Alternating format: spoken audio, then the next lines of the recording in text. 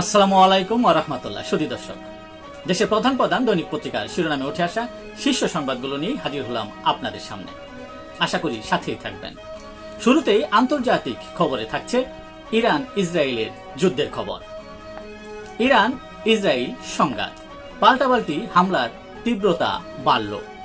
Iran Israel কেউ কাউকে ছাড় দেবে না। দুদেশেই ধ্বংস ও বিপর্যয়ের চিত্র। নতুন করে ক্ষেপণাস্ত্র হামলা ইরানের প্রতিরক্ষা মন্ত্রণালয়ের সদর দপ্তরে হামলা। মোসাদের 2 গুপ্তচরকে আটক করার দাবি ইরানের হামলায় ইসরায়েলের কয়েকটি ভবন ধ্বংসস্তূপে পরিণত হয়েছে। ইরান ইসরায়েল সংঘাত থামার ব্যাপারে আশাবাদী মার্কিন প্রেসিডেন্ট ডোনাল্ড ট্রাম্প ও ফরাসি প্রেসিডেন্ট ইমানুয়েল ম্যাক্রোন।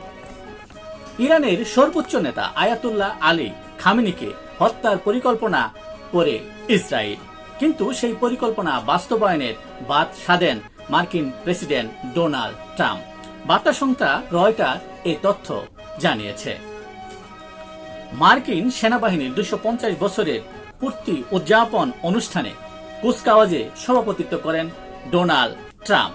এই সময় তিনি মার্কিন সেনাবাহিনীকে বিশ্বের শ্রেষ্ঠ, সবচেয়ে ভয়ঙ্কর ও সাহসী বাহিনী বলে প্রশংসা করেন।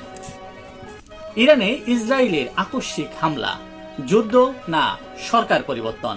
ইসরায়েল কি এক গড়ে হচ্ছে? এই নিয়ে বিশ্বজুড়ে চলছে চুল চেরা বিশ্লেষণ।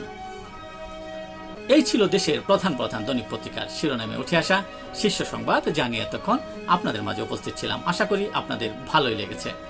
আজকের মতো এখানেই, আবারও দেখা হবে আগামীকাল ঠিক একইভাবে।